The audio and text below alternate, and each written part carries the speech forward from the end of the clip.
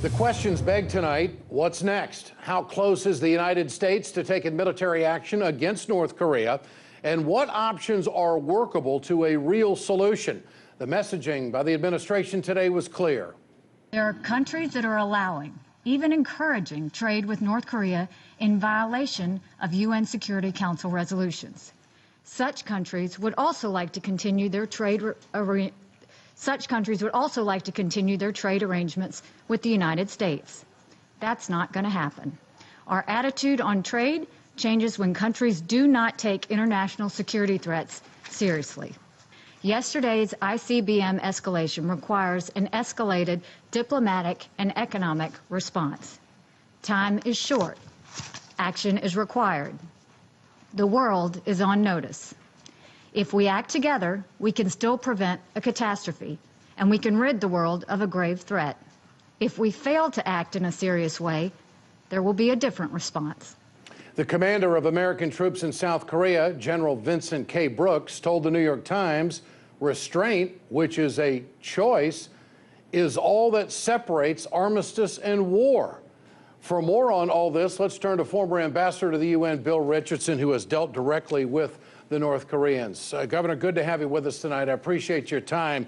This is really escalating. I mean, if you look at the pattern of going into Iraq, dealing with Afghanistan years ago, UN Security Council's involved now, the rhetoric coming from the administration, the gauntlet being thrown down. Where is this? I mean, is the United States, do you think, close to taking military action against North Korea? Well, I think the United States is putting that out on the table, but not quite ready yet. We have a little time. This is a major escalation by the North Koreans, this ICBM, new technology, new threats, the way they treated the American prisoner, Otto Warmbier. They have 3 additional Americans. They're shooting missiles, nuclear weapons. I think the military option, I was pleased that the administration did not emphasize that as much as they have in the past. Trade sanctions, cyber efforts that they're degrading their nuclear materials and their missile activity, diplomacy, UN. I think that's the way to go. I think the president, Kim Jong is trying to box the president in. He's acting defiantly. I think the president needs to formulate a policy with his military and diplomatic advisors, not tweet out his instinct as he does every morning. Well, be careful. Well, you know, as a former ambassador and president of the UN, that your words mean something. And when Nikki Haley says the world is on notice, how are we as Americans in the world supposed to take that? Well, I think this is important that the administration have one messenger, and that perhaps should be the Secretary of State. I think it's important that we be calm and collected. Find a way in this G20 meeting, the president and the Chinese president, sit down and really say, okay, you said you were going to help me on North Korea, Mr. President of China. You really haven't done that much. You need to do more. You need to put more pressure. If you're not going to do it, then we really are going to go a different path. But just be patient. Don't talk about preemptive military strikes. That's not going to work. That's a major escalation. We got American troops there, South Korean, 25 million. We don't want a brush fire that could escalate into a nuclear catastrophe. Yeah. Well, the president has pointed out that China has increased its trade with North Korea since the meeting down in Mar-a-Lago, Florida. And I think the question really begs tonight, Mr. Ambassador, why is it in China's interest to help the United States in dealing with North Korea if they're increasing trade and they don't want any more American influence on the Korean Peninsula? So what's in it for China?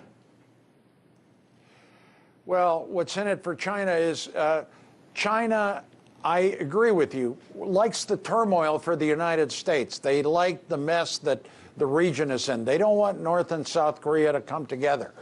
They like the preeminence that China geopolitically has because of this mess, because of their trade policies. The one thing China fears is a collapse of North Korea and thousands of refugees from North Korea going to China.